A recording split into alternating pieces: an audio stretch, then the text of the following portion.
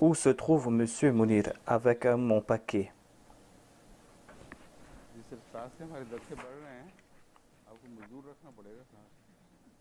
Notre paquet est en train de grossir et je pense que vous allez devoir trouver quelqu'un pour vous aider.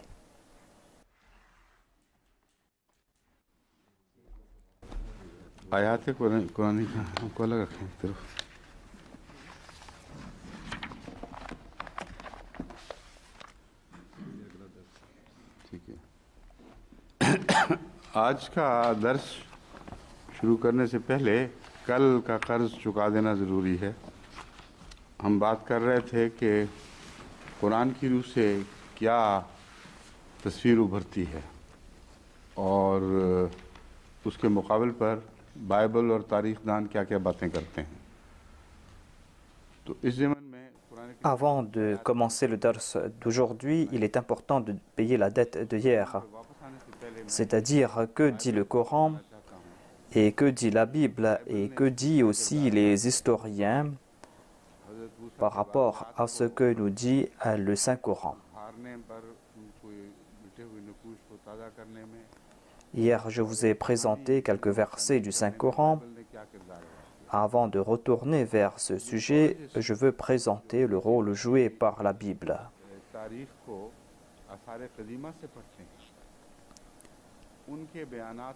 Le rôle qu'a joué la Bible pour raviver l'histoire et les événements de la vie du prophète Moïse.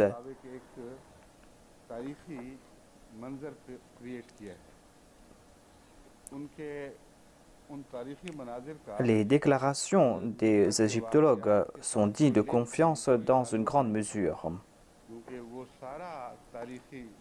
Leurs déclarations sont dignes de confiance parce qu'ils ont présenté la scène de ce qu'ils ont vu, de ce qu'ils ont lu.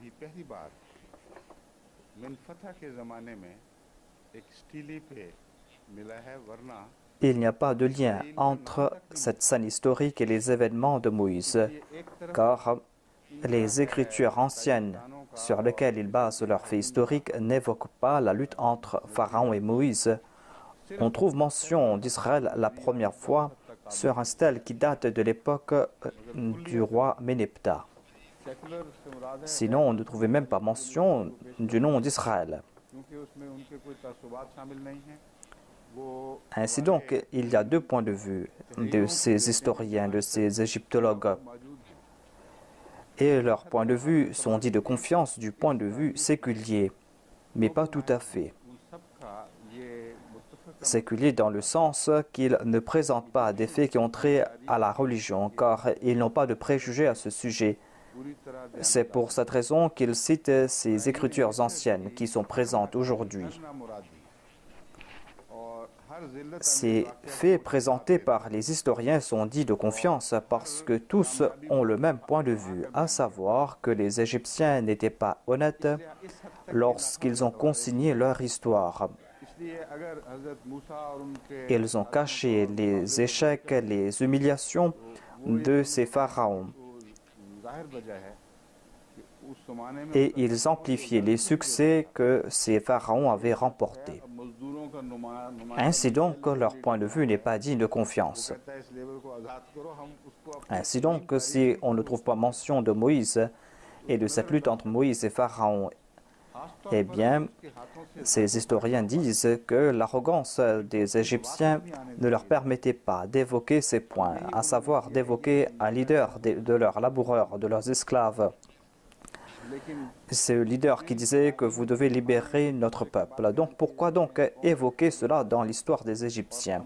Cela est d'autant plus plausible parce que le pharaon a subi une grande humiliation de sa main. C'est pour cette raison qu'il ne mentionne même pas Moïse. Voilà donc le point de vue des historiens concernant ces manques de renseignements concernant Moïse. Mais ces mêmes historiens n'ont pas pris la Bible en considération concernant la généalogie de ces pharaons. Pour cela, ils ont eu recours aux écritures anciennes. C'est pour cette raison que nous sommes contraints d'accepter leurs déclarations dans une grande mesure.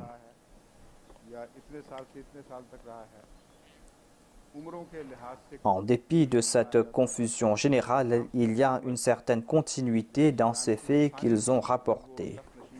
Et là où il y a cette confusion, les historiens disent que cette période a dû durer entre 10 ou 11 ans, entre 10 ou 12 ans.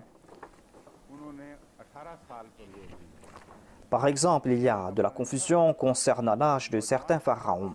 Par exemple, on dit que lorsque Ramsès II est monté sur le trône, il avait 29 ans.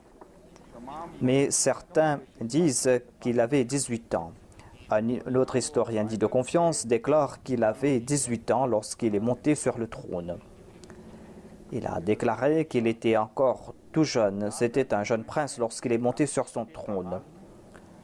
Il est monté sur le trône à l'âge de 18 ans, mais tous les historiens sont plus ou moins d'accord à ce sujet. Mais ici, ils ont cité la Bible.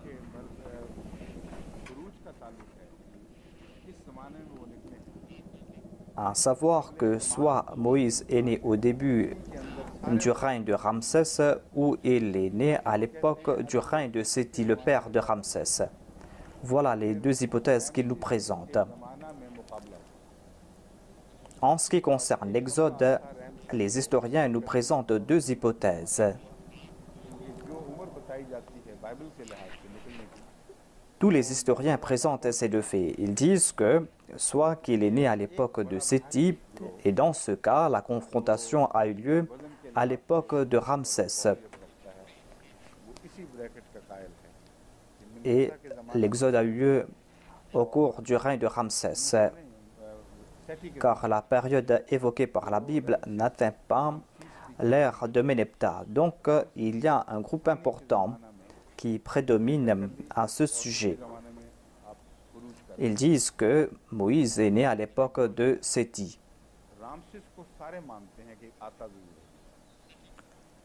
Ils disent que Moïse est né à l'époque de Séti.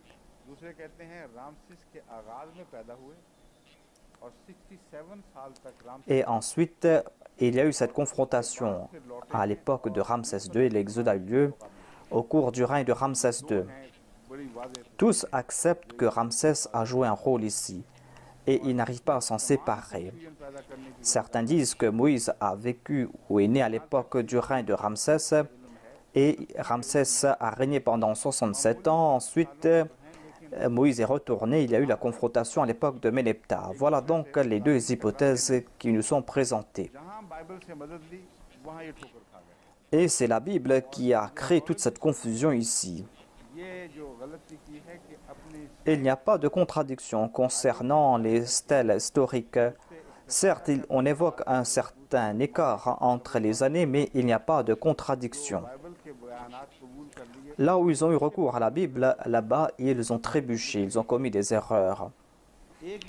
Et les égyptologues se sont empruntés dans un marasme en se basant sur la Bible pour présenter des faits historiques concernant le prophète Moïse.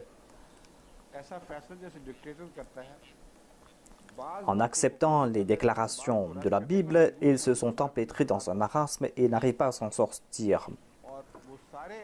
Il n'y a pas un seul qui peut accepter tout ce que dit la Bible à la lettre. C'est pour cette raison que de manière arbitraire, ils acceptent certains faits.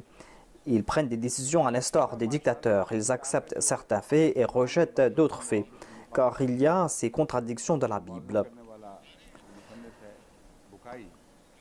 Si la Bible était authentique, pourquoi n'ont-ils pas accepté la noyade de Pharaon, une noyade qui a été évoquée dans la Bible? Cela s'est passé sauf dans le cas de celui qui a fait cette étude comparative entre le Coran et la Bible, M. Bukai. Et il a déclaré qu'ils ont laissé ces faits de connaissance de cause. C'est là leur dénuement, le dénuement de ces historiens.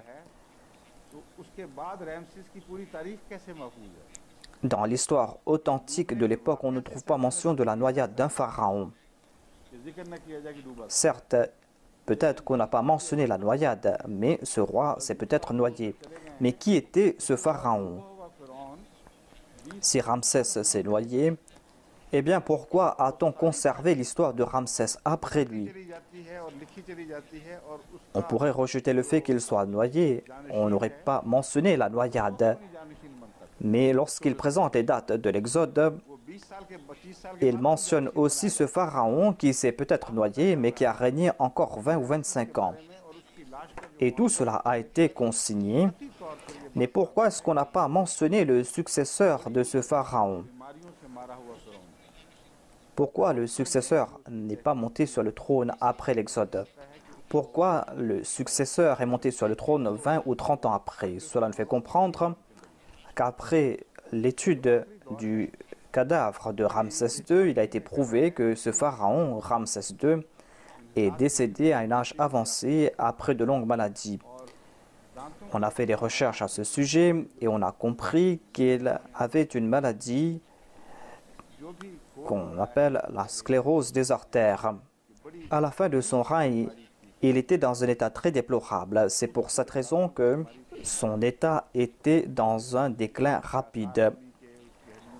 Et il souffrait aussi de ses dents. On a fait des études sur les racines de ses dents et on a découvert qu'il avait beaucoup souffert de ses dents. Et il est décédé de cette maladie qui a affecté ses dents. On a donc fait une radio de ses os et on a découvert qu'il est mort de mort naturelle d'une maladie quelconque. Et il avait entre 95 et 100 ans. Donc, comment faire noyer ce pharaon? Ou le faire noyer? Voilà le dilemme des historiens. C'est pour cette raison qu'ils ferment les yeux sur l'histoire de la noyade évoquée par la Bible. Tous les historiens sont contraints de rejeter cette déclaration. S'ils ont rejeté un fait présenté par la Bible, pourquoi donc est-ce qu'ils ont accepté d'autres faits? Alors que ces faits présentés par la Bible sont en train de se contredire. Et ils ont déclaré qu'il est né à l'époque d'un pharaon et qu'il est retourné à l'époque d'un autre pharaon. Si Moïse est né au cours du règne de Séthi,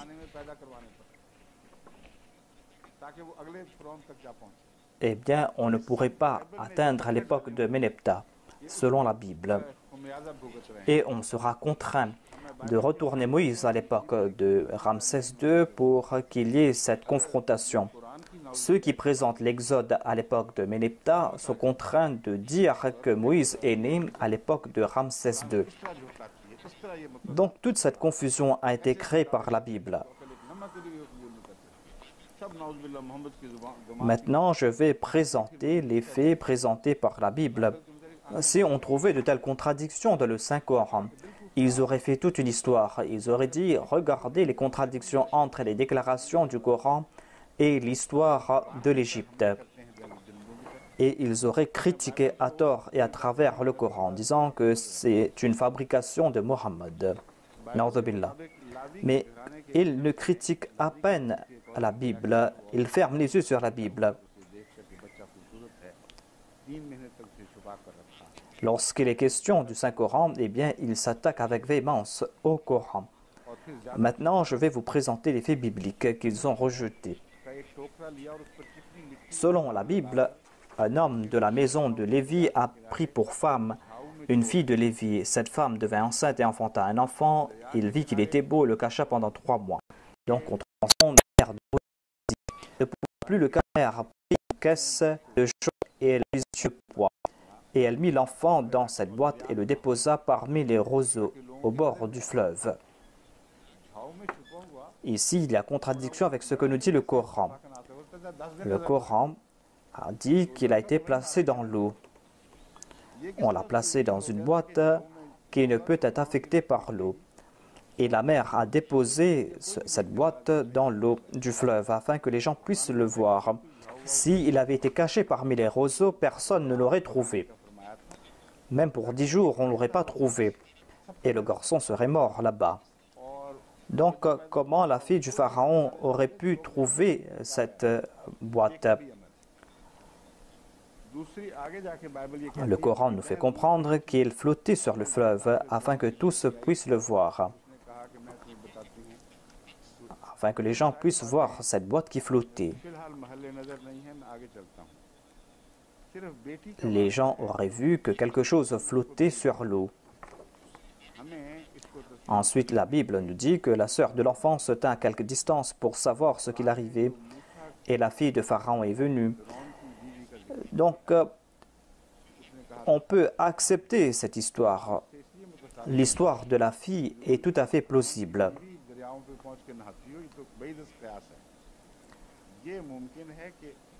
Ce n'est pas la peine de rejeter cela, car le Coran a évoqué la femme de Pharaon et a dit que nous allons adopter cet enfant.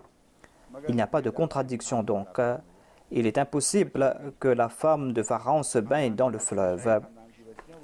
Impossible dans ce sens que la famille royale a peut-être des lieux particuliers sur le fleuve. Ils pouvaient visiter ces régions, mais il est plus possible qu'ils soient partis quelque part et qu'il y avait des filles qui appartenaient à la famille royale qui ont fait une sortie. Et là-bas, cette fille a vu cet enfant qui est en train de flotter sur l'eau. Et la fille a confié cet enfant à sa mère. La mère a été touchée par cela. Et comme nous le dit le Saint-Coran, la mère a dit « Pourquoi ne pas adopter cet enfant ?» afin que cet enfant soit de la joie pour moi et de la joie pour nous. Je vais citer ce verset après, par la suite. Je vais citer ce que nous dit la Bible ici. Ensuite, la mère est venue, la mère a offert de lait à cet enfant et on a confié cet enfant à sa mère. Il n'y a pas de contradiction donc entre la Bible et le Coran à ce sujet. Ensuite, la Bible nous dit, en ce temps-là, Moïse, devenu grand, se rendit vers ses frères et fut témoin de leurs pénibles travaux. Il vit un Égyptien qui frappait un Hébreu d'entre ses frères. On dirait que c'est la première fois que Moïse est sorti et qu'il a vu les travaux pénibles des Hébreux, qu'il a vu quelqu'un qui frappait un autre. Ici, il y a une différence entre ce que nous dit la Bible et le Coran. Le Coran nous présente un autre événement. Et la Bible est en train de nous présenter cela ici. Il y a eu deux événements qui se sont passés. Au cours du premier événement, il y avait un Hébreu du peuple de Moïse qui avait un ennemi commun, c'est-à-dire quelqu'un qui appartenait au peuple de Pharaon. Et le deuxième jour, on a vu la même chose, à savoir qu'il y avait un Hébreu qui appartenait au peuple de Moïse qui se battait contre son ennemi, c'est-à-dire contre un autre ennemi. La Bible nous dit que le premier jour, il y a eu cette lutte avec l'ennemi, et le deuxième jour, il y avait deux Hébreux qui se querellaient. Et ceci est douteux face à ce que nous dit le Coran. Car selon la Bible, cet Hébreu avait menacé Moïse. Si c'était un Hébreu selon la Bible, à savoir que hier tu as tué quelqu'un, aujourd'hui aussi tu veux tuer quelqu'un d'autre, veux-tu t'imposer comme un tyran? Un Hébreu qui appartenait à son peuple ne pouvait menacer Moïse. Et Moïse n'aurait pas pris peur lorsqu'il aurait dit cela. Lorsque Moïse s'est immiscé dans cette affaire, c'est là que l'ennemi a dit « Veux-tu être un tyran comme hier ?» C'est-à-dire que l'ennemi avait su ce qui s'était passé la veille. Et c'est là que Moïse a compris qu'ils avaient su ce qui s'était passé et qu'il avait cru que c'était un secret, mais que tout le monde sait que j'ai tué quelqu'un. Et c'est pour cette raison qu'il est en danger. C'est pour cette raison qu'il s'est caché pour quelque temps. Et quelqu'un l'a informé que Pharaon veut te tuer. Selon ce que nous dit la Bible, le Pharaon voulait tuer Moïse par la suite. Voilà ce que nous dit le Coran. La Bible nous dit qu'il vit un Égyptien qui frappait un Hébreu d'entre ses frères. Il regarda de côté et d'autre, et voyant qu'il n'y avait personne, il tua l'Égyptien et le cacha dans le sable.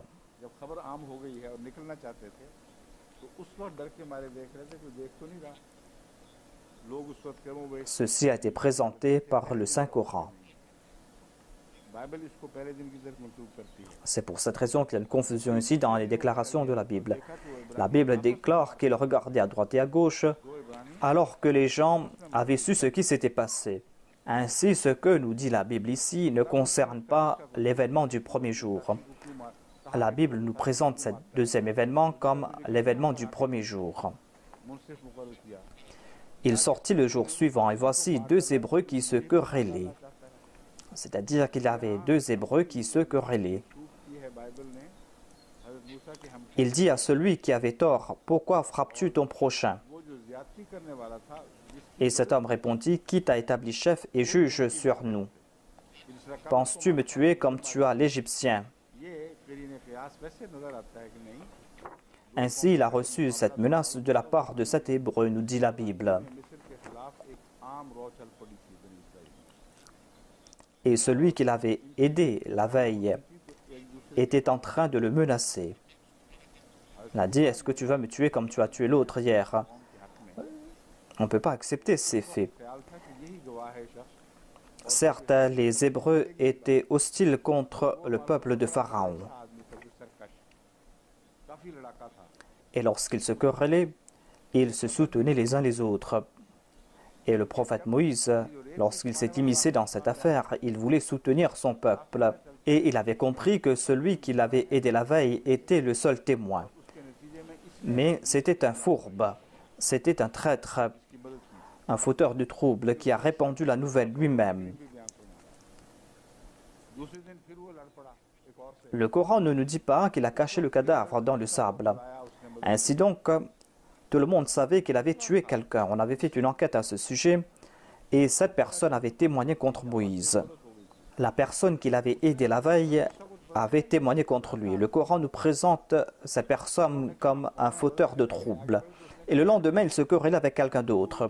बार बनना चाहता है Et cette personne a appelé Moïse. आदमी को कत्ल किया था आज Mais il y avait un Égyptien qui était là et qui a su ce qui s'était passé la veille. क़ियास वाक़या है जो कुरान करीम बयान कर Moïse ne savait pas comment était l'autre, la personne qui l'avait aidé. समझ आ गई कि Il voulait aider un concitoyen. Mais l'Égyptien lui a dit, « Veux-tu être un tyran? Hier, tu as tué quelqu'un, est-ce que tu veux me tuer aujourd'hui ?» Voilà donc des faits qui sont plus acceptables et plus logiques, des faits que nous présente le Saint-Coran. Moïse a compris que tout le monde a su ce qui s'était passé. तारीख़ी लिहाज से जो इस्तेमाल करूँगा वो बाद में आऊँगा भी Et on lui a dit qu'on a pris une décision contre toi. Moïse se cachait et prenait des précautions en sortant. क्या बातें हम कर रहे हैं हज़रत मूसा की पहली हिजरत इस वाक़या के बाद हुई। Ensuite, on trouve mention des faits concernant Madian. इसमें इत्तेफाक है और Je vais vous présenter ces faits afin que ceux qui ne connaissent pas ce qui s'est passé et qui participent dans le dars d'aujourd'hui puissent comprendre ces faits. हज़रत शुएब को Il y a tout d'abord la première émigration de Moïse après cet incident. नाम मित्रा या क्या नाम Les faits présentés par la Bible et le Coran sont eux-mêmes à ce sujet. Bible के Maintenant, on trouve mention de Madian et il y a l'unanimité du Coran et de la Bible à ce sujet. Moïse s'est réfugié là-bas. नाम कठिन हो Il a pris la protection de Chouaib selon le Coran. नहीं ना इसमें दिलचस्पी Quel est le nom de son beau-père? Dans la Bible, on trouve mention de deux noms, Jéthro et Réuel. और वहाँ बैठे हुए थे एक दरख्त Il y a une contradiction concernant son nom. Deux noms sont présentés par la Bible, Jéthro et Réuel. Mais en tout cas, je ne suis pas intéressé par cette contradiction. Bible के बयान के मुताबिक 7 लड़की Quelle que soit la personne ou quel que soit son nom, Moïse était sur sa terre पानी भर भर के et Moïse était assis sous un arbre. के भेड़ों को पानी पिलाएं Quand, selon le Coran, il a vu deux filles ये आ जाते हैं ये सारे qui attendaient leur tour. La Bible nous présente sept filles नजदीक बैठा था और मदियन जिसको qui n'attendaient pas leur tour, मिदियन या mais qui remplissaient leurs gourdes afin d'abreuver leurs moutons. मिदियन या मिदियान के काहन की 7 बेटियां थीं Ensuite, on trouve mention d'autres bergers qui étaient venus. Je vais présenter cela dans les mots de la Bible. Et Moïse était assis tout près de ce puits Et il se trouvait à Madian, comme on le dit. Et les 7 filles du sacrificateur de Madian est venue et ont rempli leurs gourdes et commencé à abreuver leurs moutons ou placer l'eau dans des abreuvoirs.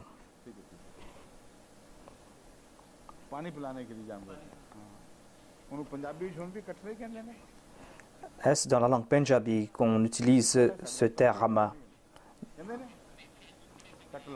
Je pense que cela concerne des abreuvoirs.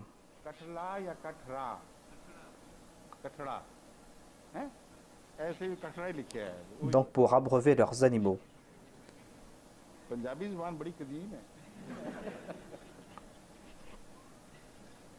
ताकि अपने बाप की भेड़ बकरियों को पिलाएं, गिडरिए आकर उनको भगाने लगे। और तरह की कहानी है। गिडरिए आकर उनको भगाने, लेकिन मूसा खड़ा हो गया और उसने उनकी मदद की। La langue punjabi est d'une langue très ancienne, dit le calife. En tout cas, ces filles remplirent leurs abreuvoirs pour abreuver le troupeau de leur père. Les bergers arrivèrent et les chassèrent. Alors Moïse se leva et prit leur défense et fit boire leur troupeau. Le Coran nous fait comprendre que les filles attendaient leur tour et qu'il y avait des hommes qui étaient peut-être plus forts et des hommes méchants et les filles attendaient cela. Cela est plus logique. La Bible nous fait croire qu'un étranger s'est interposé. Et selon moi, ce n'est pas logique. Mais en tout cas, c'est un point secondaire. Moïse a commencé à donner à boire les animaux de ces jeunes filles. Alors que selon la Bible, elles avaient déjà transporté l'eau ailleurs et avaient déjà rempli leurs abreuvoirs. Elles pouvaient abreuver leurs animaux. Mais le Coran nous dit que là où on prenait de l'eau, il y avait beaucoup de monde. Et ces filles ne voulaient pas s'interposer. Et il est dit qu'elles marchaient avec pudeur.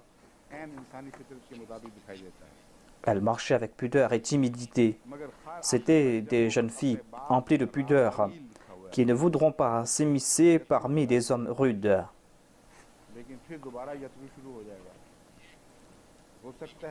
Ainsi donc, ce que nous dit le Coran est en accord avec la nature.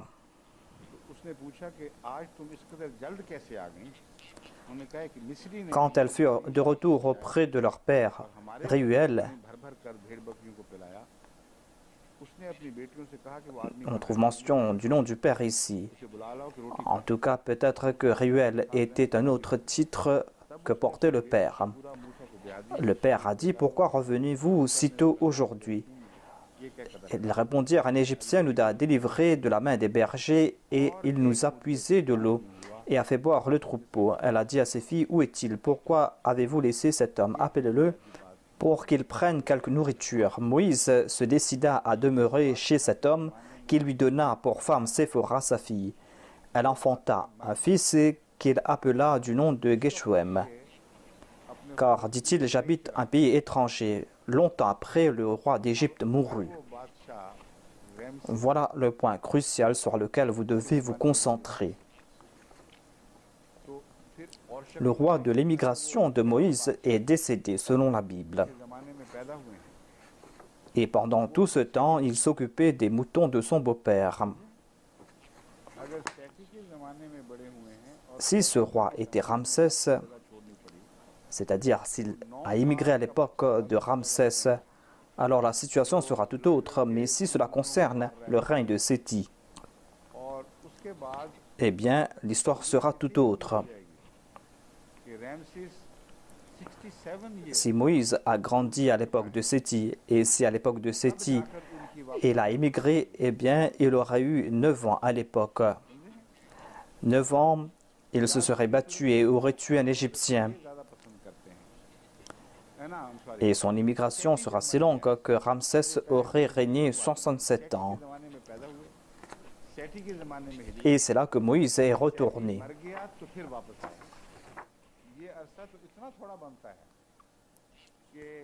La deuxième hypothèse que préfèrent les historiens et tout autre.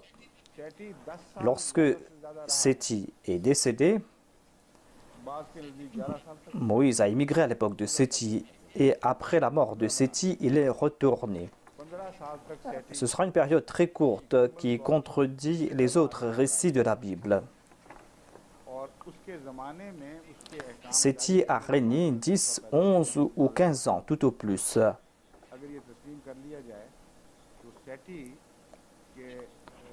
Séthi a régné au plus 15 ans.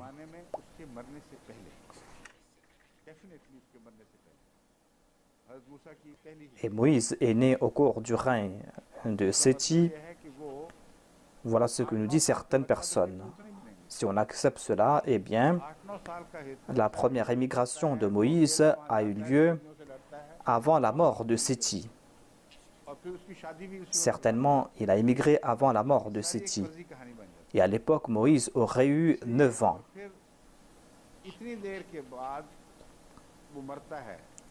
Ainsi, à l'âge de 9 ans, il aurait émigré et tout seul, il se serait battu avec des bergers. Qui peut accepter tout cela? Ensuite, il s'est marié avec cette personne là-bas. C'est une histoire farfelue.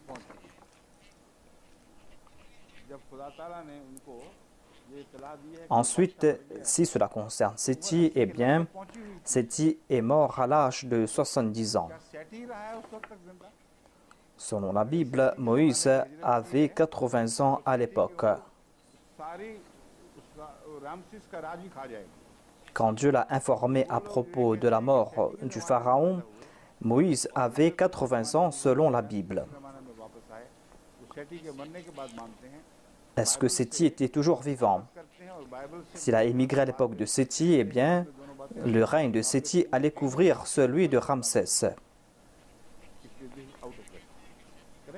Ceux qui disent qu'il a vécu à l'époque de Séthi, il a émigré à l'époque de Séthi, qu'il est retourné à l'époque de Séthi, eh bien, ces personnes sont en contradiction avec des faits présentés par la Bible. C'est quelque chose que l'on ne peut accepter. La deuxième possibilité, c'est qu'il soit né à l'époque du règne de Ramsès. Quel est l'âge du pharaon Ramsès à l'époque? Je pense qu'il doit avoir 18 ans à l'époque.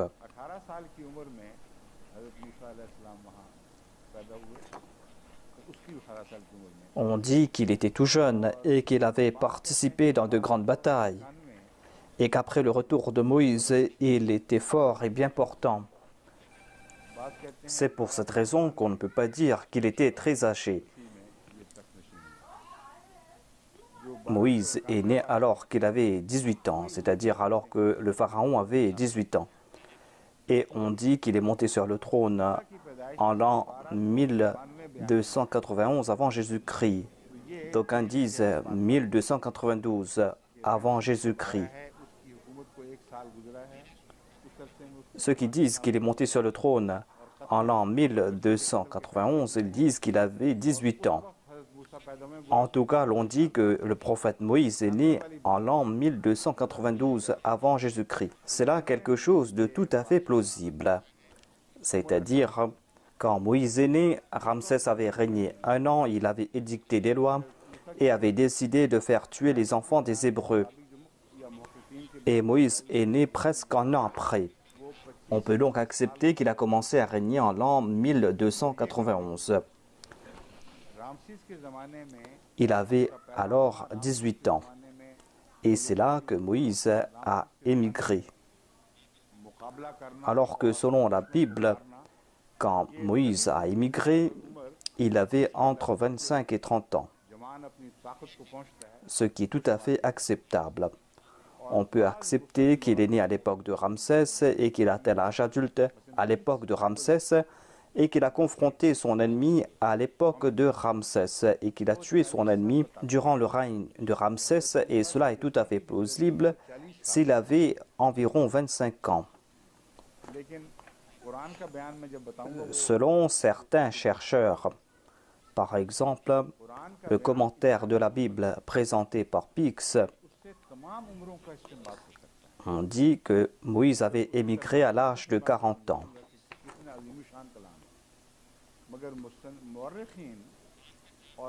Mais lorsque je vais présenter le Saint-Coran, on va constater que le Coran va corriger cela. Les déclarations du Saint-Coran sont si claires qu'on peut déduire l'âge à chaque époque. Lorsque je vais retourner vers cela, c'est là que vous allez comprendre que c'est une parole sublime. Mais les historiens et les commentateurs de la Bible ont présenté deux possibilités. Ils disent que soit que Moïse avait entre 25 ou 30 ans lorsqu'il y a eu cette querelle et lorsqu'il a laissé l'Égypte.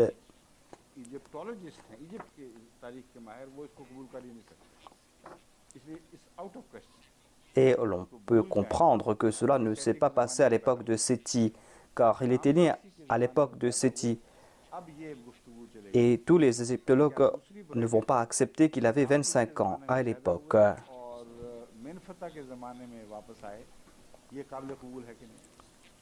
C'est pour cette raison qu'on peut oublier ce fait, à savoir qu'il est né à l'époque du règne de Séthi. En tout cas, il est né à l'époque de Ramsès. Maintenant, la question est-ce qu'il est né à l'époque de Ramsès ou est-ce qu'il est retourné à l'époque de Méneptah? Est-ce que cela est en accord avec le Saint-Coran ou pas? Nous allons maintenant nous tourner vers les incidents de Madian. Et lorsqu'il était là-bas, il avait entre 25 ou 30 ans. Et il a pris un engagement avec son beau-père. Et le Saint-Coran nous fait comprendre que le contrat a expiré pour la première fois après 8 ans. Son beau-père a fait cette promesse avec lui en disant que tu peux te marier avec une de mes filles. Et il était important de marier sa fille parce qu'il n'avait pas de fils pour protéger ses filles. La Bible nous fait comprendre qu'il avait des fils, mais le Saint-Coran ne mentionne pas de fils. Et la Bible mentionne 7 filles. Et après, la Bible ne présente pas de fils. Mais la Bible nous fait sortir d'autres fils par la suite. Soit qu'il a eu des fils après, ou soit qu'il n'y avait pas de fils. Mais en tout cas, il avait 7 filles et pas de fils. C'est quelque chose de très étrange, où l'on peut dire que le fils était en bas âge. Ainsi donc, Moïse, en tant que jeune homme, ne pouvait pas rester dans cette maison sans se marier. Et le Saint-Coran et la Bible sont unanimes à ce sujet. À savoir, son beau-père lui a présenté cela. La Bible nous dit que le beau-père a dit « Marie-toi avec ma fille Safoura ». Le Saint-Coran n'a pas présenté de nom. Mais en tout cas, le Saint-Coran nous fait comprendre que cette fille qui a marché avec pudeur, c'est cette fille qui a été présentée en mariage à Moïse. Regardez ce que la fille a déclaré. Il a dit à propos de Moïse, Kawiyun Amin. Cet homme qui nous a servi, qui nous a aidés, non seulement qu'il est fort, mais il est très honnête. C'est-à-dire, il n'y aura pas de danger de sa part. Il est Amin. C'est pour cette raison qu'il est digne de confiance. Et son beau-père l'a appelé, il a dit que tu vas rester ici pendant 8 ans et tu vas devoir me servir, c'est-à-dire t'occuper de mes troupeaux. Et si tu désires, tu peux rester 2 ans de plus, c'est-à-dire jusqu'à 10 ans. Mais en tout cas, 10 ans, c'est le maximum. Et après cela, on pourra se séparer. Et ils se sont séparés par la suite. La Bible nous dit que quand Moïse est passé tout près de la montagne, eh bien, le pharaon était déjà mort. C'est-à-dire, Moïse était si âgé que ce pharaon était déjà mort. Ce pharaon qui était pour lui un danger. Ce pharaon pour lequel il avait laissé l'Égypte. Lorsque Dieu avait choisi Moïse comme un prophète, ce pharaon était déjà mort. Mais le Saint-Coran nous présente quelque chose de différent. Je vais présenter ce que nous dit la Bible et vous allez comprendre à quel point ces déclarations bibliques sont inacceptables.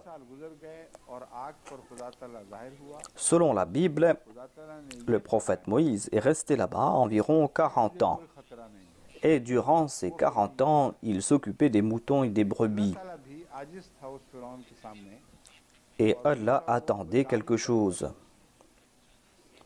Quand, après ces 40 ans, Dieu s'est manifesté sur le feu, Dieu a déclaré que maintenant, il n'y a pas de danger pour toi.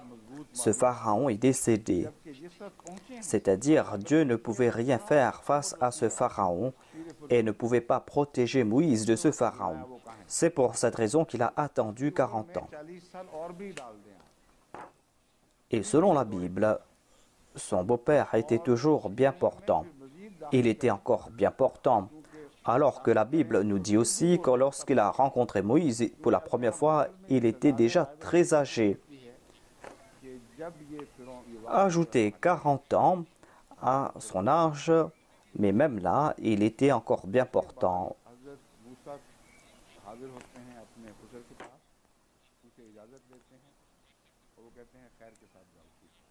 Et ici, on trouve une contradiction dans la Bible. Lorsqu'il y a eu cet incident sur la montagne, et un incident qui concerne le feu, Moïse, selon la Bible, s'est présenté à son beau-père et il a pris sa femme et ses enfants et ils sont partis sur des ânes et ils sont sortis de là-bas. Voilà ce que nous présente la Bible.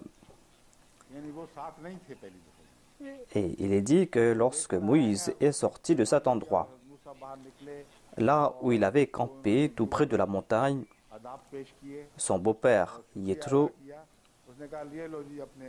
est venu avec la femme et les enfants de Moïse. C'est-à-dire que selon la Bible, il n'était pas avec lui la première fois. Ensuite, il a pris ses enfants et la femme de Moïse. Moïse a rencontré son beau-père et il lui a présenté ses respects. Et son beau-père a dit que voilà vos enfants. Mais le beau-père était toujours en vie selon la Bible. Quel était son âge? On ne sait pas. En tout cas, la Bible nous le présente comme une personne bien portante. C'est-à-dire qu'il a pu venir afin de présenter à Moïse sa femme et ses enfants. Voilà donc la déclaration de la Bible. En tout cas, lorsque Moïse est sorti pour rencontrer Pharaon, selon la Bible, Moïse avait environ 80 ans. Voilà le point important à retenir.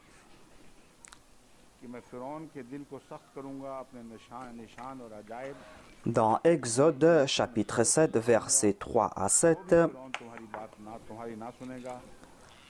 Allah a fait comprendre à Moïse ce qu'il devait dire. Et il est dit que Dieu a dit, et moi j'endurcirai le cœur de Pharaon et je multiplierai mes signes et mes miracles dans le pays d'Égypte. Pharaon ne vous écoutera point, je mettrai ma main sur l'Égypte et je ferai sortir du pays d'Égypte mes armées, mon peuple et les enfants d'Israël par de grands jugements. Les Égyptiens connaîtront que je suis l'Éternel lorsque j'étendrai ma main sur l'Égypte et que je ferai sortir du milieu d'eux les enfants d'Israël. Moïse et Pharaon firent ce que l'Éternel leur avait ordonné de faire. Moïse avait 80 ans et Aaron avait 83 ans lorsqu'ils parlèrent à Pharaon. Jusqu'à l'âge de 80 ans, Moïse était à Madian, selon les commentaires de la Bible. Ce n'est pas la peine de présenter tout cela. Lorsqu'on va publier la plupart, on va présenter ces références. En tout cas, il est clair et net selon la Bible que Dieu a présenté deux raisons pour ce retard. Pourquoi il a envoyé Moïse après un si long laps de temps? Tout d'abord, selon la Bible, Dieu ne connaissait pas l'état des Hébreux. Lorsque Dieu a su qu'ils étaient persécutés, c'est là que Dieu a déclaré, selon la Bible, que voilà, ils ont subi tant de souffrances et j'ai entendu leurs supplications. Maintenant, tu dois partir et sauver le peuple des Hébreux. Mais ce Dieu n'était pas tout-puissant. Lorsque Moïse a déclaré que j'ai commis un crime là-bas, en Égypte, Dieu a déclaré, ne te soucie pas, ce pharaon est mort. Ainsi, il n'y a pas de danger pour toi de la part de ce pharaon. Ainsi, Dieu attendait 2 raisons pour ne pas envoyer Moïse. Tout d'abord parce que, selon la Bible, Dieu n'avait pas toutes les informations. Et en fin de compte, lorsqu'il a entendu leurs supplications, c'est là que Dieu a pris cette décision. Mais Pharaon était un obstacle dans la prise de cette décision. Car Dieu savait qu'il avait un danger pour Moïse. Mais puisque ce Pharaon est mort, il n'y a plus de danger et toi, Moïse, tu peux partir là-bas. Comme je l'ai dit, si vous acceptez cette histoire, eh bien, cela ne peut pas concerner l'époque de Séthi, car on va devoir accepter que Séthi était toujours vivant jusqu'à l'époque. Et certainement, Moïse est né à l'époque de Ramsès II. Mais cela va se faire 67 ans après sa naissance. Si cet incident a eu lieu 67 ans après la naissance de Moïse, lorsque Dieu lui a dit que le pharaon était déjà mort, on doit dire que Moïse avait 67 ans à l'époque. Car Ramsès avait déjà régné 67 ans, selon la Bible et selon les historiens. S'il n'était pas né au cours du règne de Séthi, certainement il était né au cours du règne de Ramsès. On va devoir accepter cela, c'est-à-dire qu'il est né au début de son règne. Moïse a vécu 1 an au cours de son règne avant sa mort. Lorsque ce pharaon est mort, Moïse avait entre 67 et 66 ans.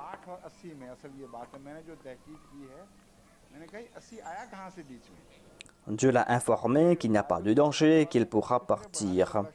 Mais pourquoi est-ce qu'il n'est pas parti auparavant? Il est retourné en Égypte à l'âge de 80 ans. Comment accepter cette déclaration des Bibles? Je pense qu'il y a une erreur entre 8 et 80. Je me suis dit, où est venu ce 80? Certainement, les scribes ont ajouté des zéros. Là où il y avait des milliers, ils ont dit des centaines de milliers. Heureusement qu'ils n'ont pas ajouté 2 zéros.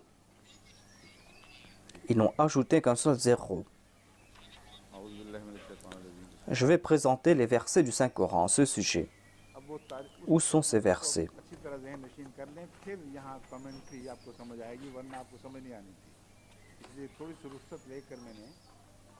C'est l'histoire présentée par le Saint-Coran.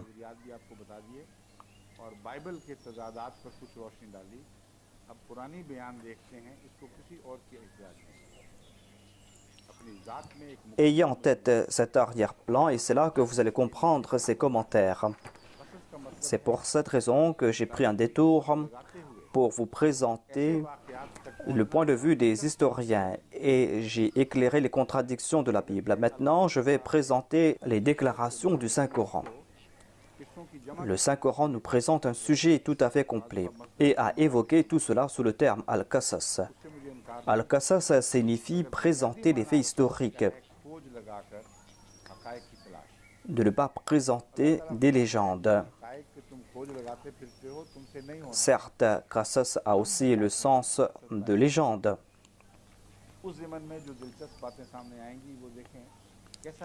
Je ne rejette pas cela, mais le sens véritable de Qasas signifie faire des recherches approfondies.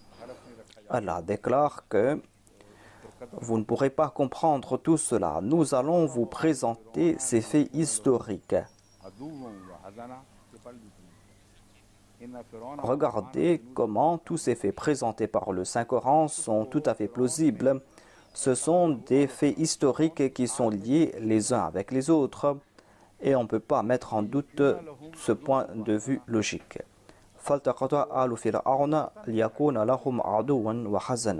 Inna fir'auna wa hamana wa junudahuma kanu khati'in. Et la famille de Pharaon le recueillit sans se douter qu'il deviendrait pour eux un ennemi et une source de chagrin. Ils ne savaient pas pourquoi il l'avait pris, mais selon le décret de Dieu, il serait pour eux un ennemi et une source de chagrin. Khazana, le chagrin, est un point important ici. Certes, lorsqu'il y a eu cette hostilité, il y a eu cette animosité. Tant que le pharaon de l'époque de sa naissance n'avait pas subi cet affront, il n'y avait pas eu cette tristesse. Ainsi donc, lisez les propos du Saint-Coran avec attention, et c'est là que vous allez comprendre ces faits historiques. Pourquoi est-ce que le Saint-Coran ne s'est pas contenté de dire qu'il serait un ennemi? Pourquoi est-ce que le Saint-Coran a aussi évoqué le chagrin? Certes, il était parti, il était un ennemi pour Pharaon. Mais ce même Moïse est retourné à l'époque de ce même Pharaon et la famille de Pharaon a été attristée. Et cela est possible seulement lorsque Moïse est retourné à l'époque de ce même Pharaon. Ce Pharaon qui avait pris Moïse pour s'occuper de lui. Voilà pourquoi il est dit qu'il deviendrait pour eux un ennemi et une source de chagrin. On trouve mention aussi de cette épouse vertueuse. Et ses attentes étaient tout autres. وَقَالَتِ امْرَأَةُ فِرْعَوْنَ قُرَّةُ عَيْنِي لِي وَلَكَ. La femme de Pharaon a dit, il serait une joie pour mes yeux et pour les tiens. Cette pauvre femme ne savait pas quel était le décret de Dieu.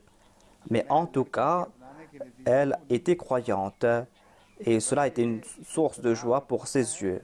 Et il n'en fut pas de même pour Pharaon. Il est dit, la taqtuluhu, c'est-à-dire lorsque cet enfant a été présenté dans la cour, on se demandait si on devait le tuer ou pas.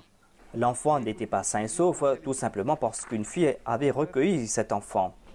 Mais lorsqu'il a été présenté dans la cour, il y avait certainement de grands chefs qui étaient dans la cour et ils savaient très bien que c'était un enfant d'un Hébreu. Et le roi avait dit qu'on doit tuer les enfants des Hébreux. Est-ce qu'on va le laisser grandir dans la maison de Pharaon? Ainsi, il y a eu cette conversation là-bas. Et Hadrat Assia, qui était l'épouse vertueuse de Pharaon, une dame qui a été louée par le Saint-Coran, eh bien, elle s'est interposée au cours de cette conversation. Elle a dit, on va le prendre pour fils, il sera joie pour mes yeux et pour les tiens. Ne le tuez pas.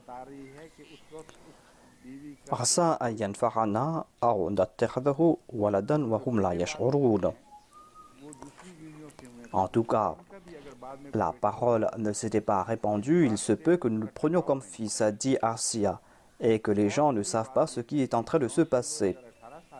Cela nous fait comprendre que l'épouse de Pharaon n'avait pas de fils à l'époque.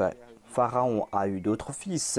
Il a peut-être eu ses fils d'autres femmes, même si Assia a eu un fils, mais en tout cas, il n'y a pas de contradiction ici. Si Pharaon avait 18 ans lorsqu'il est monté sur le trône, cela s'est passé un an après, c'est-à-dire l'incident qui concerne Moïse, et il se peut qu'il n'y avait pas d'enfant. Et il se peut aussi qu'il avait des filles auparavant. Le Saint-Coran ne mentionne pas de filles. Il a dit « Al Fir'aun », c'est-à-dire un membre de la famille de Pharaon. La famille de Pharaon est peut-être grande. La famille était grande, il avait peut-être un harem. Et les membres de la famille de Pharaon étaient sortis pour faire un pique-nique. Quelqu'un a vu Moïse et l'a pris. Lorsqu'il a été présenté dans la cour de Pharaon, c'est là qu'on a décidé de le tuer. À 2 reprises, Dieu a protégé Moïse de la mort. Il y a eu cette répétition concernant Moïse. Et Dieu nous explique cela à plusieurs reprises. quelle est la relation entre ces répétitions? Même Moïse bégayait lorsqu'il parlait, et il devait parler à 2 reprises. C'est quelque chose d'étrange, c'est-à-dire qu'il y a toujours eu ces répétitions dans le cas de Moïse. Il a été protégé de la mort grâce à Asia, l'épouse de Pharaon. Elle n'avait pas d'enfant à l'époque. Peut-être qu'elle a eu d'enfants après, car peut-être qu'elle n'avait pas encore eu d'enfant à l'époque. Ensuite, Allah déclare وَأَصْبَحَ فُؤَادُ أُمِّ مُوسَى فَارِغًا. Et le cœur de la mère de Pharaon fut libéré de toute inquiétude. إِنْ كَادَتْ لَتُبْدِي بِهِ لَوْلَا أَنْ رَبَطْنَا عَلَى قَلْبِهَا لِتَكُونَ مِنَ الْمُؤْمِنِينَ. Le cœur de la mère de Moïse fut libéré de toute inquiétude. Dieu lui accordait patience, une grande patience. Et Dieu a libéré son cœur de toute inquiétude. En tout cas, elle était si attristée. Et si elle s'était lamentée, eh bien, elle n'aurait pas eu son fils.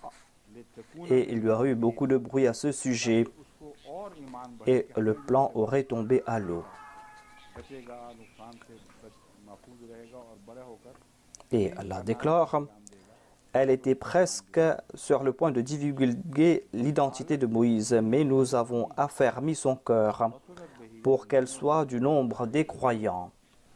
Et nous lui avons dit que son fils sera à l'abri et qu'il va grandir et qu'il va accomplir quelque chose de grandiose. وقالت لأخته قصيه فبصرت به عن جنب وهم لا يشعرون.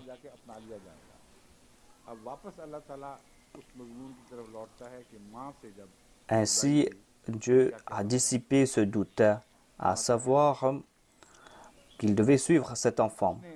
Mais Dieu lui avait déjà consolé, à savoir que son fils sera à l'abri et que son fils va atteindre à la cour de Pharaon et cet enfant lui sera retourné. Après la séparation de la mère, Dieu nous a présenté ce qui s'est passé.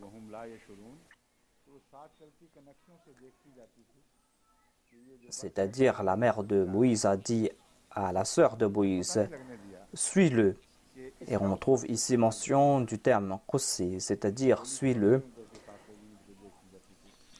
فَبَصُرَتْ بِهِ عَنْ جُنُبٍ وَهُمْ لَا يَشْعُرُونَ. Alors elle le surveilla de loin. Elle regardait de loin dans quelle direction partait Moïse. Et elle a fait en sorte que les gens ne savent pas qu'elle est liée avec Moïse qui était sur l'eau. Et elle marchait et surveillait Moïse de loin. وَحَرَّمْنَا عَلَيْهِ الْمَرَاضِعَ مِنْ قَبْلُ. Et nous avions déjà décrété qu'il refuserait les nourrices. Dieu a dit à la mère de Moïse de le prendre et de l'allaiter afin qu'elle soit habituée avec son lait, afin qu'il n'accepte pas le lait d'autres nourrices. Au cours de ces quelques mois, elle a aimé le lait de sa mère et n'était pas prête d'accepter le lait d'une autre nourrice. Allah avait déjà tout préparé auparavant. فقالت هل أدلكم على أهل بيت يكفلونه وهم له ناصحون. Cet incident qui concerne le lait et la mère nourricière s'est peut-être passé hors du palais ou à l'intérieur du palais. Mais moi je pense que cela s'est passé hors du palais. Sinon, la sœur de Moïse n'aurait pas pu entrer dans le palais. Elle n'aurait pas pu entrer directement dans le palais. Elle était une des Hébreux, elle n'aurait pas pu entrer dans la cour de Pharaon. Et comment penser que la première chose qu'on a dit à propos de cet enfant, que l'on doit l'allaiter? Est-ce qu'on a cherché une nourrice tout de suite après? Lorsque les nourrices sont venues, Moïse a repoussé ces nourrices. Voilà comment agissent les enfants.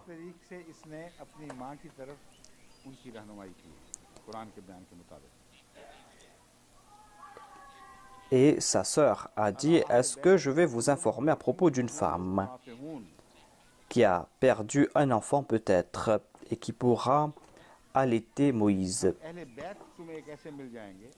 Ainsi, il a guidé l'enfant vers sa mère. Voilà ce que nous dit le Saint-Coran. Yakfulunahu lakum wa hum lahu nasihun.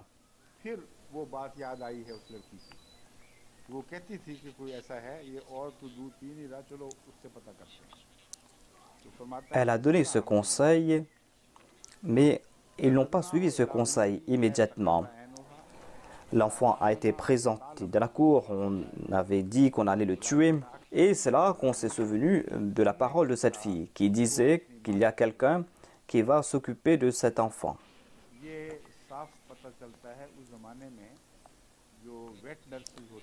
فَرَدَدْنَاهُ إِلَى أُمِّهِ كَيْ تَقَرَّ عَيْنُهَا وَلَا تَحْزَنَ وَلَا تَعْلَمَ أَنَّ وَعْدَ اللَّهِ حَقٌّ وَلَكِنَّ أَكْثَرَهُمْ لَا يَعْلَمُونَ. C'est ainsi que nous l'avions rendu à sa mère. Ainsi, l'on comprend qu'à l'époque, il y avait ces nourrices qui prenaient des enfants. Il y avait aussi cette tradition à l'époque du saint prophète. Ces nourrices ne venaient pas dans la maison des parents, mais prenaient l'enfant chez eux. Voilà ce qui s'est passé avec le saint prophète. Halima avait pris le saint prophète chez elle. Ainsi, c'est une tradition qui date de très longtemps. C'est une tradition de l'époque de Pharaon. C'est pour cette raison que la fille a dit que les membres de la famille sont de bonnes gens. Et elle savait que si on acceptait le fait que l'enfant sera allaité, mais on va demander comment est la famille de la nourrice. Elle a consolé ces personnes en disant que ce sont de bonnes gens. Ainsi donc, Moïse n'a pas passé son enfance dans le palais, mais dans le giron de sa mère. Et c'est là-bas que l'enfant a grandi. Sa mère s'est occupée de lui. Ensuite, lorsqu'il était âgé, lorsqu'il n'était plus allaité, l'enfant est retourné dans la maison de Pharaon.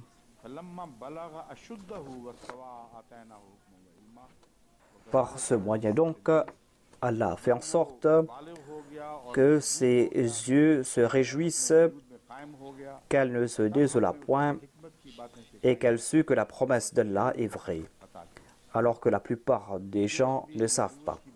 وَلَمَّا بَلَغَ أَشُدَّهُ وَاسْتَوَى آتَيْنَاهُ حُكْمًا وَعِلْمًا وَكَذَلِكَ نَجْزِي الْمُحْسِنِينَ. Et lorsqu'il eut atteint sa pleine vigueur et sa maturité, nous lui donnâmes la sagesse et la connaissance.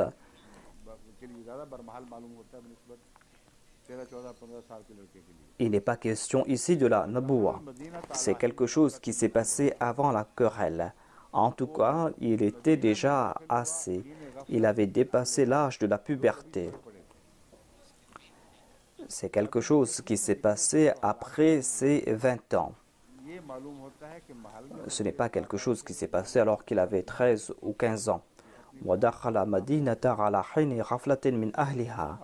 Et il entra dans la ville discrètement alors que ses habitants ne lui portaient pas attention, alors que les habitants étaient encore endormis. Selon la Bible, lorsqu'il est sorti, tout le monde le savait ce qui s'est passé.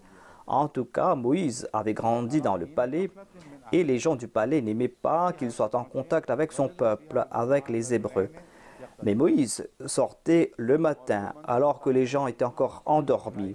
C'est là qu'il sortait pour marcher, pour rencontrer les gens de son peuple. Il est dit ala hina khaflatin min ahliha fawajada fiha rajulaini yaqtatilan. Et il y trouva deux hommes qui étaient en train de se battre. Ainsi, il était sorti le matin afin qu'il ne soit pas détecté. Les gens étaient endormis. Il y avait deux hommes qui se battaient. L'un appartenait à son peuple, l'autre de ses ennemis.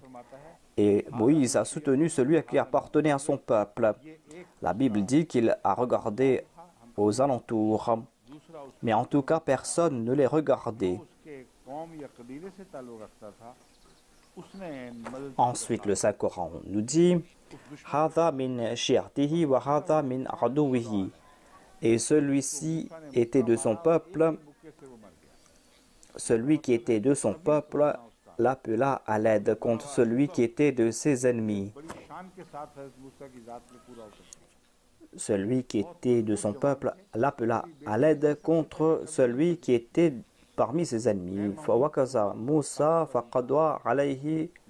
Alors Moïse le frappa du poing et causa ainsi sa mort. Cela nous fait comprendre que Moïse était bien portant et qu'il était solide. C'était un jeune homme solide. C'est pour cette raison que la jeune fille avait déclaré là-bas Qawiyun Azin, c'est-à-dire qu'il est digne de confiance, qu'il est solide. C'est quelqu'un qui est honnête et on ne doit pas avoir peur de lui. Ensuite, le Coran nous dit qu'il a frappé cet homme et l'a tué. Il a aussi dit Moïse était pieux. Il avait cette sagesse, cette connaissance et il a ressenti ce remords. Il a déclaré ceci est l'œuvre de Satan, telle n'était pas mon intention. Innahu aduwwun mudillun mubin. Satan est vraiment un ennemi, un trompeur manifeste. Qala rabbi inni zalamtu nafsi faghfir li faghfara lahu innahu huwal ghafurur rahim. Et Moïse a demandé pardon à Dieu immédiatement. La Bible nous dit qu'il a enterré dans le sable. Je ne sais pas ce qu'il avait abandonné là-bas, mais en tout cas, s'il avait enterré dans le sable, les gens n'auraient pas su cela. Cela veut dire qu'il a abandonné le cadavre là-bas, mais il a imploré le pardon de Dieu. Et Allah lui a accordé son pardon. Qala rabbi bima anamta alayya falan akuna zahiran lil mujrimin. Il dit, mon Seigneur, puisque tu m'as accordé ta grâce, je ne serai jamais un soutien pour les coupables. Cela nous fait comprendre aussi que Moïse savait très bien que celui qu'il avait appelé à l'aide était le coupable. C'était lui le fauteur de troubles et qu'il avait tué un innocent. Ensuite, voyez ce qui s'est passé le lendemain. Il avait fait cette promesse.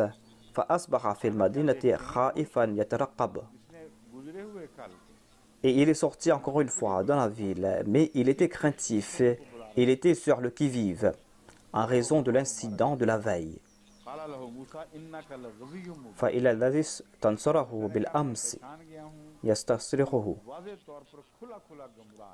Et voilà que celui qui l'avait appelé à l'aide la veille l'appela de nouveau à son secours. Il a appelé à l'aide Moïse. Mais Moïse a répondu, « En vérité, tu es manifestement un transgresseur. Certainement, tu es un transgresseur. » Mais il avait de la sympathie pour son peuple. Et le Coran nous dit que il a oublié la promesse qu'il avait faite avec Dieu. Il n'était pas encore prophète. Certainement, il avait reconnu le coupable et il avait déclaré aussi qu'il ne va pas aider les transgresseurs. Mais il avait un très grand amour pour son peuple. Et il a décidé d'attraper l'autre. Il est dit Yabtusha. Batasha signifie attraper. Il se peut que Moïse a décidé de l'attraper et de les séparer. Il n'avait pas l'intention de tuer l'autre. Ainsi donc, on doit comprendre que Moïse n'a pas brisé sa promesse. Il s'est souvenu de sa promesse et il voulait sauver l'autre. Il ne voulait pas tuer l'autre. Qala ya Musa aturidu an taqtulani kama qatalta nafsan. Il n'avait pas empoigné l'autre quand l'autre a dit « Hier tu as tué une personne, est-ce que tu veux me tuer aujourd'hui ?» Et c'est là que Moïse a compris que celui qui était le fauteur de troubles avait déjà tout dévoilé. Il se battait avec les autres et il y a eu cet incident, j'ai tué cette personne par mégarde. Et lui, il a dévoilé tout cela aux autres.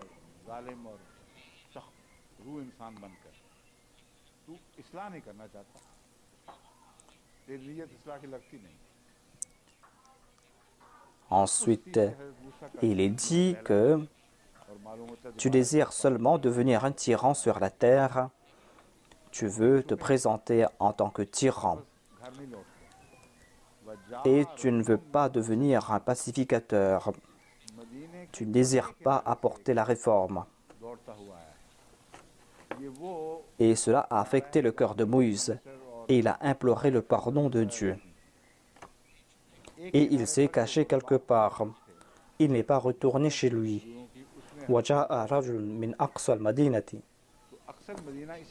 Et un homme accourut de l'autre bout de la ville, c'est-à-dire des quartiers de la ville où se trouvent les quartiers de la famille royale.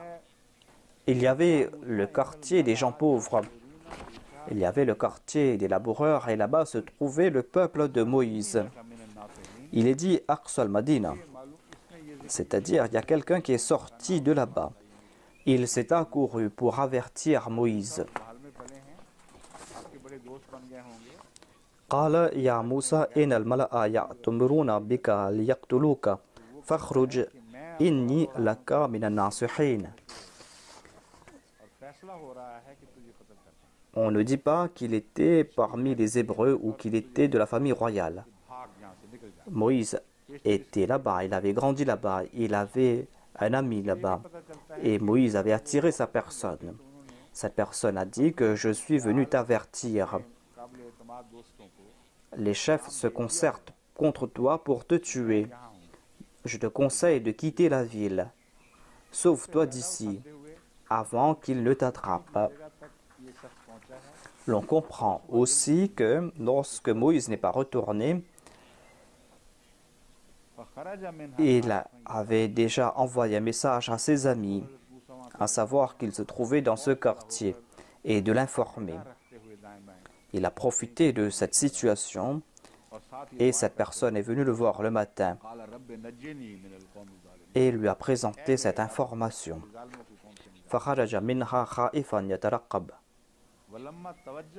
Et alors Moïse partit de là craintif sur le qui-vive.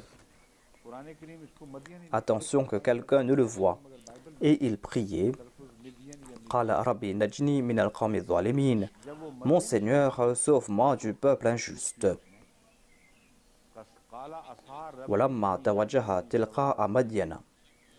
Et lorsqu'il tourna son visage vers Madian, le Saint-Coran nous présente le terme Madian, mais la Bible nous présente la prononciation Midian.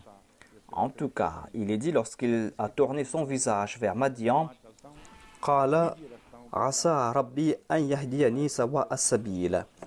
il a dit, j'espère que mon Seigneur me guidera sur le droit chemin. Sawa as-sabil signifie le droit chemin, la voie du milieu ou la sirat al-mustaqim. J'espère que mon Seigneur me guide sur le droit chemin, car moi je pars dans cette direction.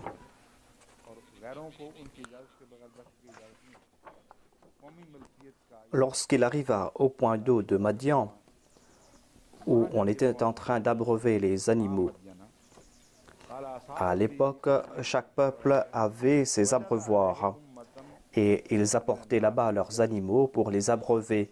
Et ceux qui n'étaient pas de la région n'avaient pas le droit d'apporter leurs animaux. C'était une source qui appartenait à ce peuple. Lorsqu'il est arrivé là-bas, à Madian, c'est-à-dire au point d'eau de Madian, wajada alayhi ummatan min an-nas yasquna. Il y avait un groupe d'hommes qui abreuvaient leurs troupeaux.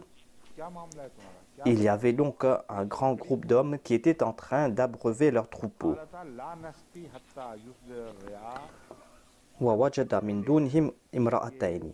Et à l'écart d'eux, il trouva deux femmes qui attendaient leur tour.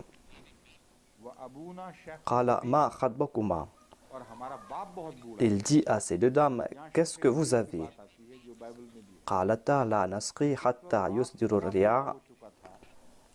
Elles dirent, nous ne pouvons abreuver nos troupeaux tant que les pâtres ne sont pas partis.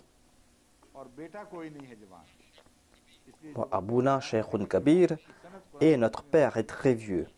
Ici on trouve mention de leur père qui est vieux un fait qu'a évoqué la Bible. Le père était déjà vieux et il ne pouvait pas sortir pour abreuver ses animaux. Et il n'avait pas de fils.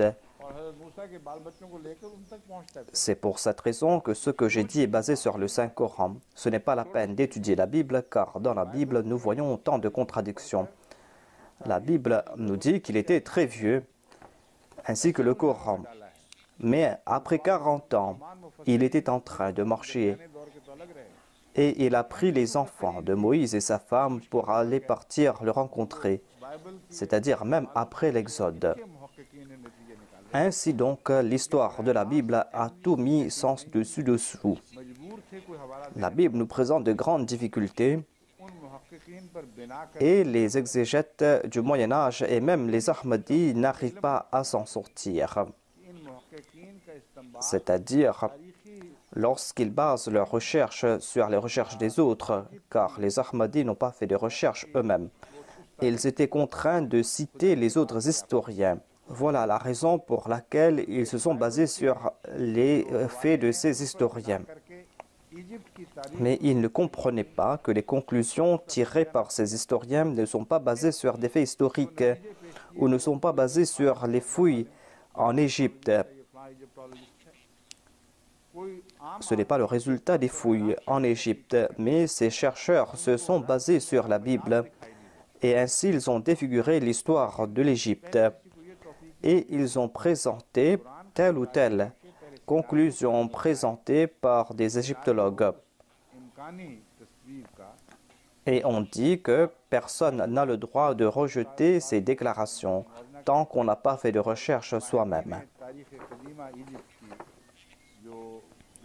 Mais personne n'a eu l'occasion d'étudier le Saint-Coran en premier, de comprendre le scénario et d'étudier cela à la lumière de ce que nous dit le Saint-Coran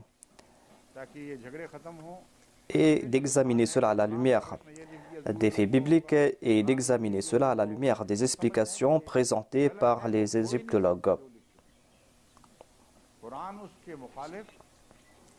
C'est pour cette raison que maintenant je dois vous présenter tout cela afin qu'on mette fin à ces discussions, afin qu'on ne dise plus qu'on doit certainement accepter ce que les autres ont dit, car ce qu'ils disent est tout à fait erroné. Le Coran nous présente des faits contraires à cela, et les témoignages inter du Saint-Coran sont tels qu'on ne peut pas accepter ces faits présentés tels quels. Voyez ce que nous dit le commentaire de Pix. Il dit que Moïse est retourné lorsqu'il avait 80 ans. Et il a dit qu'il est arrivé à Madian alors qu'il avait 40 ans. Ne s'était-il pas marié alors qu'il avait déjà 40 ans? Et selon lui, il y a eu la première querelle alors qu'il avait 40 ans. Tout cela est tout à fait bizarre. Mais cela ne veut pas dire que cela n'est pas acceptable. Certainement, cela est contraire aux traditions de l'époque. Les gens se mariaient beaucoup plus tôt qu'à l'âge de 40 ans. Généralement, les gens se mariaient à l'âge de 20 ou de 25 ans. Et le fait qu'ils se soient querellés, le fait que ces jeunes filles l'aient vu là-bas, tout cela prouve le contraire. Ils ont vu là-bas un jeune homme qui est digne de confiance. Tout cela prouve que ces conclusions sont contraires à ce que nous dit le Saint-Coran. En tout cas, le Saint-Coran soutient le fait que le beau-père était très vieux. Il était si vieux qu'il ne pouvait pas sortir. Vous devez comprendre cela, car lorsque nous allons étudier cela davantage, nous allons comprendre que c'est un jalon important dans cette histoire.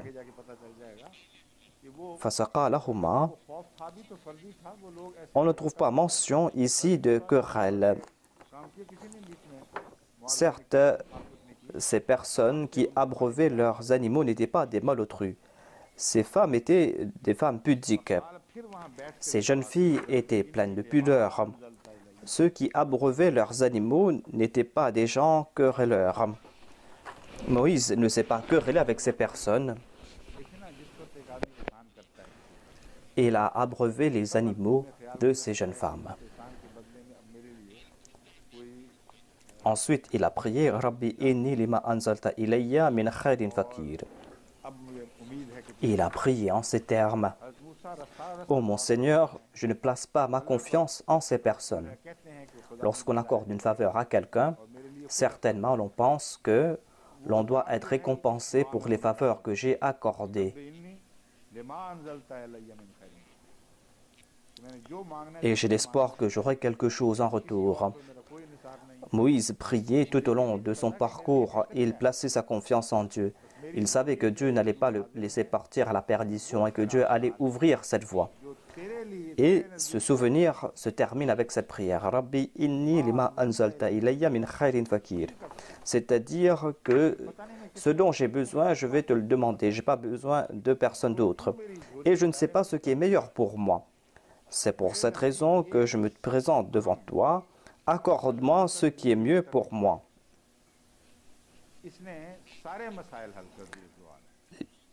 Je te demande ce qui est meilleur pour moi, car moi, je ne sais pas ce dont j'ai besoin. Mais en tout cas, je sais que j'ai besoin de ce dont tu vas m'accorder. Selon moi, c'est le tournant le plus important dans la vie du prophète Moïse. Cette prière a résolu toutes ses difficultés. Il a reçu la protection, il a reçu la maison de gens pieux, il a reçu une bonne épouse, il a reçu l'honneur, il a reçu la naboua, car il a laissé cela entre les mains de Dieu. Et Dieu lui a accordé ses faveurs. Et les faveurs ont été parachevées par la naboua. Ainsi, Dieu a accepté toutes ses prières.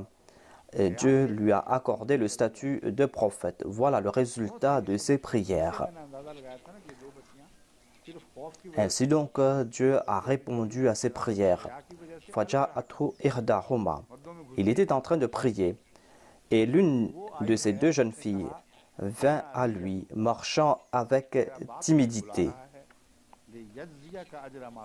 C'était une jeune femme très pieuse.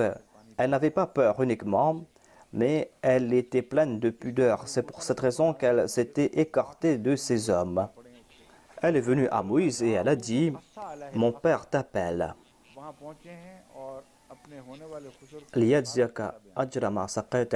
Afin de te récompenser pour avoir abreuvé nos troupeaux pour nous. Moïse n'avait rien demandé, mais c'était le résultat de sa prière. Alors, quand il vint à lui et il eut raconté toute l'histoire, c'est-à-dire il a raconté l'histoire à son beau-père, il lui a raconté son origine et toute l'histoire, cela nous fait comprendre aussi que là-bas on parlait la même langue. On parlait la même langue qu'on parlait en Égypte, ou en tout cas c'était l'hébreu. L'hébreu de la langue des enfants d'Israël. La langue des enfants d'Israël était parlée sur un vaste territoire et Moïse a présenté ses faits sans avoir besoin de traducteur.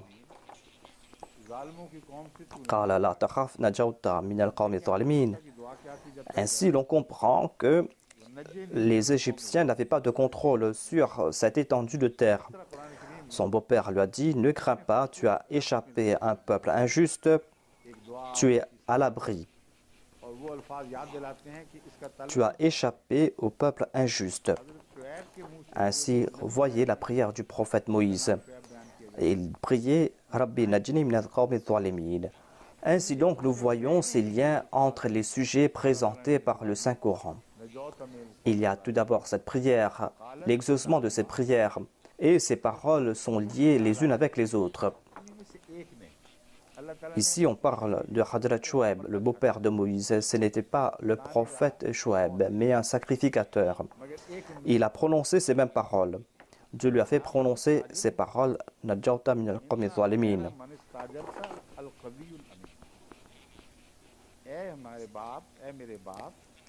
Et l'une de ces deux jeunes femmes était présente. On n'a pas dit qui était cette jeune femme, mais l'une des deux a dit: « Ya abati ista'jirhu, inna khayra man ista'jarta al-qawiyul amin. » Ô mon père, prends-le à ton service, car le meilleur que tu puisses engager est celui qui est fort et digne de confiance. Ainsi, il possédait ces deux qualités. Le terme Amin a été évoqué ici parce que on avait de bonnes intentions concernant Moïse, mais on n'avait pas de mauvaises idées concernant Moïse. Le père pouvait être en danger en raison de ce jeune homme qui allait rester dans sa maison, qui sera son travailleur. Que va-t-il se passer avec ces jeunes filles? Mais la jeune fille a déclaré que je l'ai regardé de près et je suis sûr et certain qu'il n'y aura pas de danger de sa part. Il est qawi, il est fort et il est digne de confiance. Lisez la Bible, comparez cela avec le Coran, il n'y aura pas de comparaison. Et le père a déclaré que je vais te marier avec une de mes filles. Il y a des gens qui ne prennent pas des précautions concernant leur fils adoptif et le résultat est mauvais en fin de compte. Ils disent que cette personne est de la famille. Ils disent que voilà, c'est un jeune homme qui est de la famille. Et en fin de compte, il se trouve en difficulté. On ne prend pas de précautions, même avec des chrétiens, avec des sikhs, avec des non-musulmans. Ils disent, venez, entrez. Et ainsi, ces personnes détruisent la vie de leur jeune fille. Ils ne tirent pas leçon du Saint-Coran, ne lisent pas le Saint-Coran, n'en tirent aucune leçon. Même à l'époque, alors qu'il n'y avait aucune règle concernant la pudeur, alors qu'il n'y avait pas de moyens de protection, cet homme pieux, qui était le beau-père de Moïse, a dit que je vais te laisser ici, mais tu vas te marier avec une de mes filles. Sinon, tu ne pourras pas rester ici. Et le Saint-Coran nous a déclaré qu'il a placé cette condition.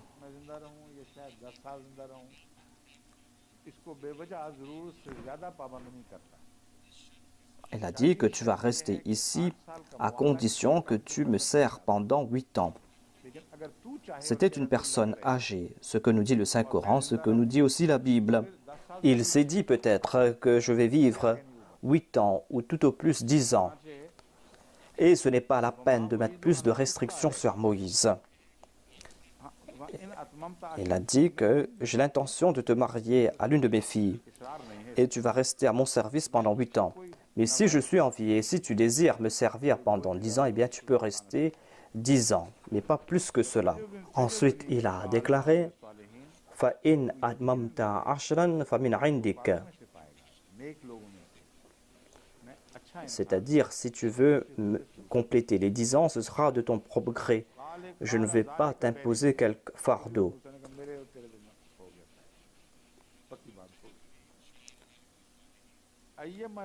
Certainement, tu me trouveras, si Dieu le veut, du nombre des justes.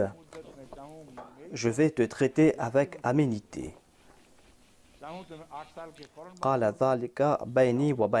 Moïse a dit, cela est réglé entre moi et toi.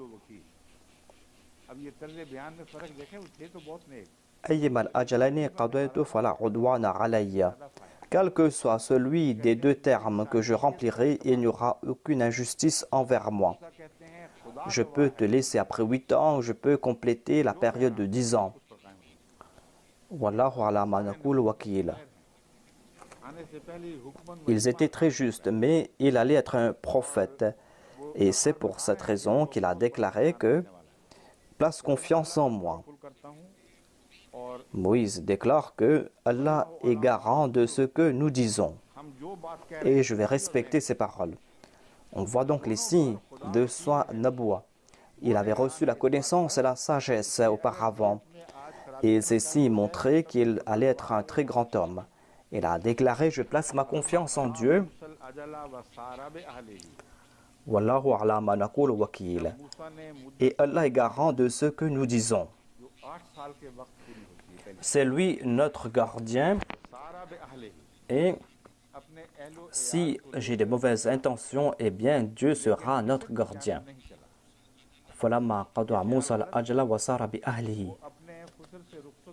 Et lorsque Moïse eut rempli son terme, c'est-à-dire il a complété cette période de 8 ans, Sara bi ahlihi, il fut parti avec sa famille.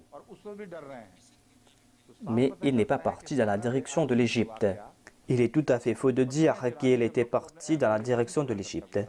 il s'était séparé de son beau-père pour fonder sa propre famille. Car ce n'est que quand il a reçu l'ordre de Dieu qu'il est parti dans la direction de l'Égypte. Et même là, il avait peur. Cela nous fait comprendre que lorsqu'il était parti avec sa famille, il ne marchait pas avec ses troupeaux. Il avait complété cette période de 8 ans ou de 10 ans. Il a dit que maintenant je vais partir, je me sépare de toi. Et au cours de ce voyage, il passait à côté d'un mont et il a vu un feu.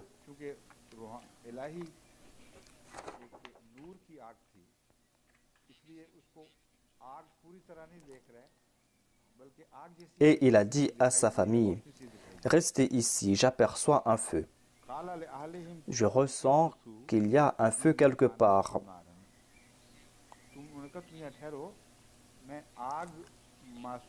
Puisque c'était une lumière divine. Et il ne voyait pas de feu, mais voyait quelque chose qui ressemblait à du feu.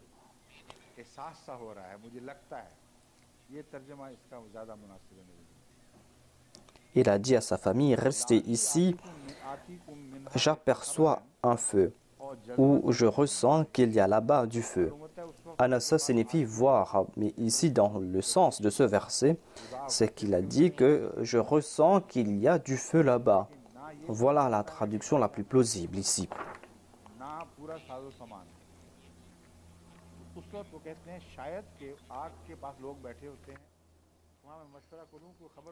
Il n'avait pas de feu lorsqu'il partait en voyage. Ils étaient loin de la maison, il n'avait pas de feu, mais il ne savait pas dans quelle direction partir et il n'avait pas toutes leurs provisions. Il a dit que peut-être qu'il y a des gens qui sont assis là-bas, je vais leur demander des informations. Dans quelle direction partir? Et il voulait leur demander du feu, prendre un tison de feu, afin qu'ils puissent allumer un feu. Certainement, il faisait nuit, c'est pour cette raison qu'il a vu cette lumière et ce feu. Il a dit, la'allakum tastalun. Cela veut dire qu'il s'était arrêté pour camper et c'est là qu'il a vu ce feu.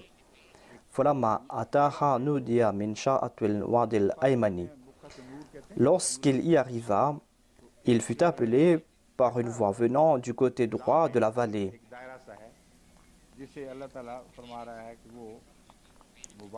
Fi buqatil mubaraka, du lieu béni de l'arbre.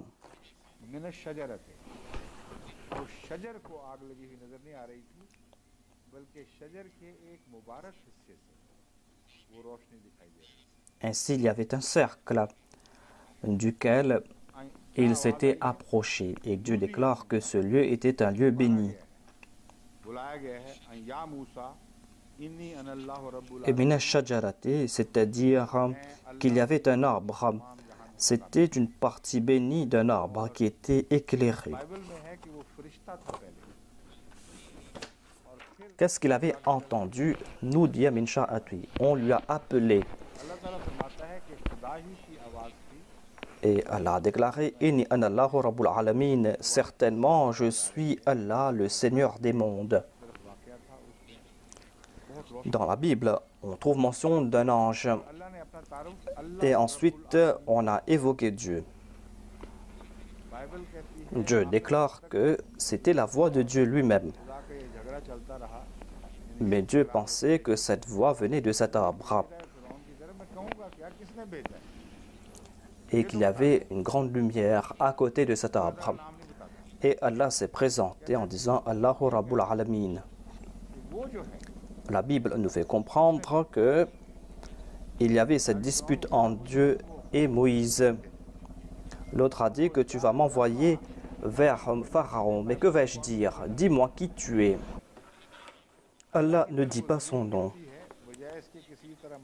Dieu lui dit, c'est celui-là.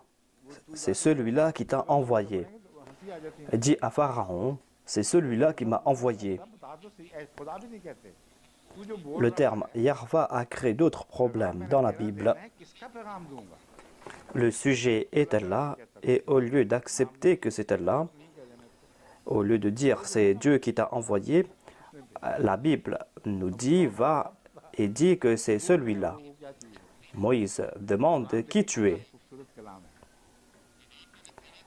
Moïse dit que je vais donner un message, mais le message de qui? Et Allah ne répond pas. Allah ne dit pas quel est son nom. Allah a déclaré, c'est celui-là qui t'a envoyé. Que va dire Pharaon? Mais regardez ce que nous présente le Saint-Coran. Dès le début, Allah annonce que je suis le Rabbul Alamin. Je suis le Seigneur des mondes et je m'adresse à toi.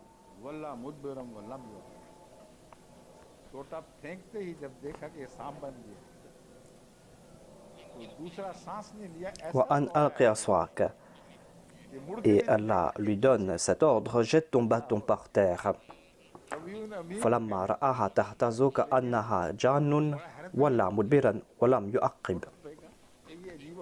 Lorsqu'il a jeté son bâton, il vit que le bâton a commencé à bouger comme si c'était un serpent. Et il tourna le dos et s'éloigna sans se retourner. Il est Qawiyun Amin, certes, mais ce fut un incident extraordinaire. Il a jeté ce bâton. Il a entendu cette voix qui lui a dit de jeter son bâton. Il a jeté le bâton et cela s'est transformé en serpent.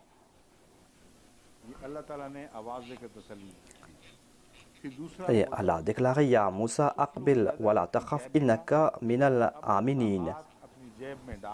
Ô Moïse, avance et ne crains pas.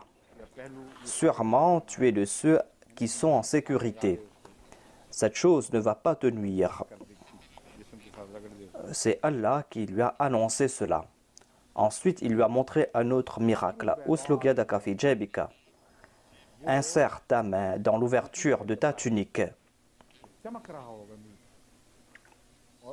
C'est-à-dire, place ta main sur ton corps à l'intérieur.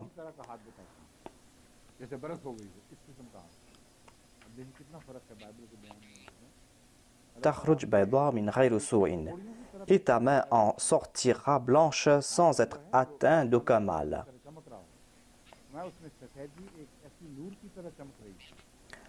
Alors que la Bible nous dit que sa main était la main d'un lépreux. Voyez la différence entre ce que nous dit la Bible et ce que nous dit le Saint-Coran. Est-ce que Dieu va présenter son prophète comme un lépreux? Dieu lui a présenté un signe brillant, et ainsi il y avait une lumière dans sa main, et il n'y avait pas signe de maladie.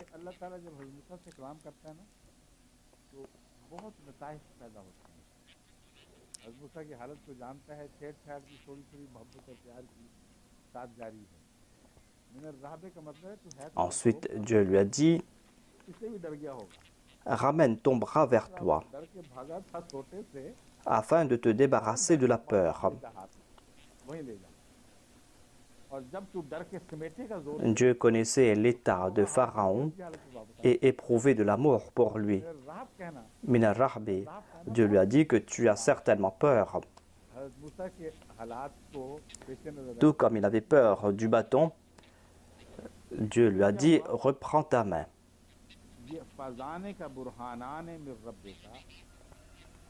Et lorsque tu vas faire sortir ta main va sortir blanche.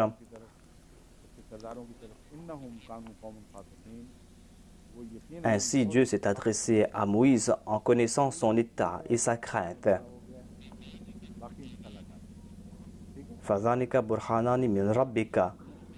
Ce seront là deux preuves de la part de ton Seigneur pour Pharaon et pour son peuple. Assurément, ils sont un peuple rebelle. Donc je vais m'arrêter ici et je vais continuer demain, Inch'Allah. C'est pas M. Jaswal qui me demande de terminer maintenant, mais il me demande d'arrêter parce que là-bas, les gens vont devoir rompre leur jeûne et ils n'auront pas assez de temps. C'est pour cette raison qu'il me demande de m'arrêter. Sinon, je pourrais parler davantage.